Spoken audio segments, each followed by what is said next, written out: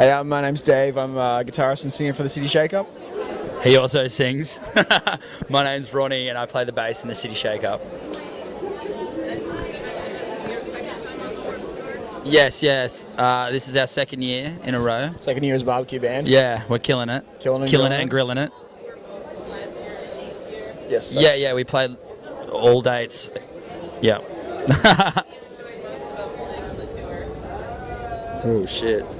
Everything. I don't know. It's just like a big summer camp. It's like family. I don't know. Playing's amazing. Just meeting all the fans and just meeting everyone, making new friends, meeting all the bands. I think for me, one of the biggest things is definitely being surrounded by a group of like-minded people.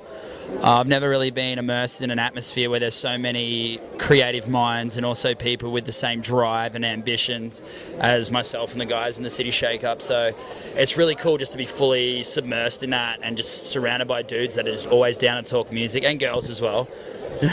Just surrounded by people that are always down for music, even down to the catering stuff. They're here because they love music. You know, it's not because they love catering, it's because they love music, and that's what Warped Tour is all about. Definitely. To be honest, I've found American crowds more receptive. They're generally more inclined to sort of participate in crowd participation sort of stuff. Yeah, definitely. They're not as jaded, perhaps. I don't know. There seems to be a lot of cynicism in the Australian music industry, and everyone's very like cliquey and like, I don't know, caught up in the scene side of it. Yeah, definitely. So yeah, I'm not trying to bum out at the Australian scene, but Australia, we still love you. We do still love you, Australia. But yeah, no, we definitely. I think the American scene seems to be more open, alive. Like it's a living and breathing thing. There's nothing in Australia like Warped Tour where you can have each individual band has their own merch tent where they can the fans have just complete access to come hang out with bands they like, meet and greets. Like we have that in Australia, but it's so, I guess I hate to say it, but like orchestrated and orchestrated. Like you have to be here at a certain time, whereas you could just be walking around Warped Tour and walk past your favourite band who are just watching another band. You know, and that's what I think is the cool thing about the crowds over here is, I think it's because we're a little bit exotic, because we're Australian, they're so appreciative that we've come all this way, and that's really rad too, you know. Have you played the Australian Warped Tour? I know that they No. brought it back last year. No, they brought it back last year, and I don't think it'll be coming back. It was just, it didn't really go as well as they were hoping. It wasn't really The same. It wasn't really Warped Tour either, to be honest. I thought that you guys, the Australian one, had the great lineup. If you're an old school fan, definitely, like you had like, you know, the Offspring, and you had that, and then even like bands like Simple Plan for the, you know, kids in high school, you know, from back in the day. And it was I actually thought, I went and hung out all day, it was great, but like, because a lot of the bands that we played with last year played the Australian one, so it's good to catch up with them. But as a Warped Tour experience, as much as I hate to say it, like the American version of Warped Tour, you just can't go past it. It's much more organic. It's just Warped Tour. Yeah. You know? And anyone that's ever been to a Warped Tour, played a Warped Tour, anything, been involved in Warped Tour whatsoever, will know that there's nothing really like it, and that's what's rad about it, you know? And you just released an album not that long ago, Yeah, an EP. Yeah, we just come out with that new one. We actually we were supposed to have it ready for the start of Warped Tour, but it came in yesterday. Difficulties. Yeah, things are around behind schedule, but we do have hard copies of it now, so everyone can pick that up. It's called For Control, and again, it's sort of I guess our take on the sort of political situation and the world affairs going on at the moment. So yeah, it's very socially aware. Yeah. It's very socially aware. Sorry to interrupt you there. What are you going to say? I was just saying for the people that couldn't make it out to Warped Tour, when they get it on iTunes. yeah, it's available on iTunes, Spotify.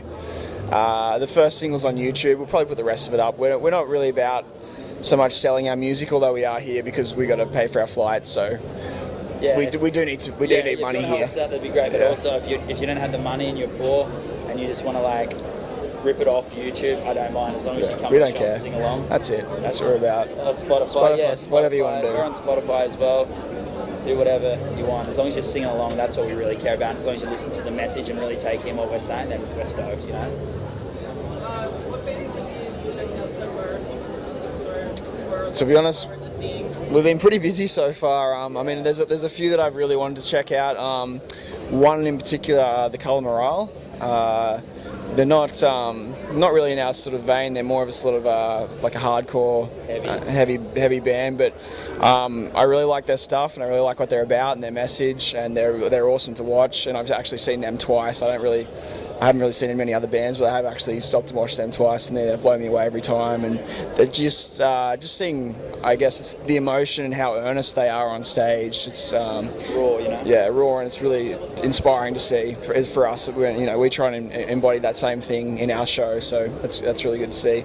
Also, our friends Echo Smith, on the complete flip side of that, we made good friends with them last year, and they're like more of an indie sort of pop rock band, but they're always awesome and fun and cool guys. Yeah, for me, I guess this Warp Tour, for all of us, last year was our first time to America. It was our first time on Warp Tour, so it was kind of like a bit like, starry-eyed, going around looking at heaps of bands. But now this year we know what we've got to do, so we've been working a lot harder and really putting in the yards. But I've had a chance to check out a couple of bands. There's one on our stage called Mixtapes. They're always a lot of fun. Yeah. Also, I just saw a ska band yesterday called the Ska Originals. They're only on for a few dates. Turns out today's their last one.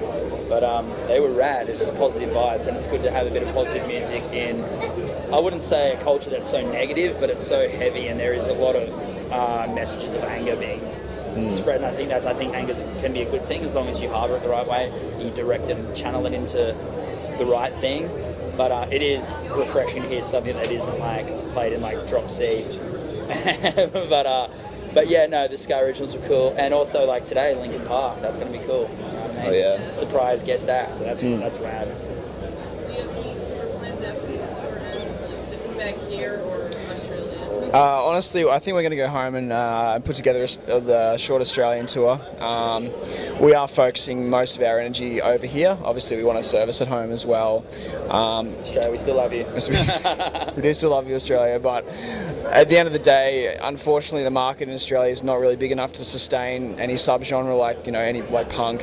Unless you're sort of playing like the real top 40 pop, dance, that sort of thing. Unless if we change into an indie band and like rode fixies and wore bow ties, which we could do, I reckon. Yeah, we could probably sell more optional. records and sing about summer, but unfortunately that's not what we're about. And so the market in Australia, just because of your dense population, like LA pretty much has the population of Australia in it alone. So therefore, even if you only get 5% or like 1% of that population to a show, that's still so much more than 1% of the population in Brisbane or Sydney, you know what I mean? And you can drive just like 2 to 3 hours to the next big city for a decent show. In Australia, I'd just say for us to drive from Brisbane to Sydney, the next nearest capital, it's takes 10 like hours. 12 hours Yeah. or 10 hours or something, like we don't have, like, it's just pretty hard to do. And not to mention, we've only got about 4 or 5 capital cities, so Yeah. tours can be done in a week, and then you can't really tour again for another 3 months, so it's kind of not really economically viable, I guess, is the biggest problem.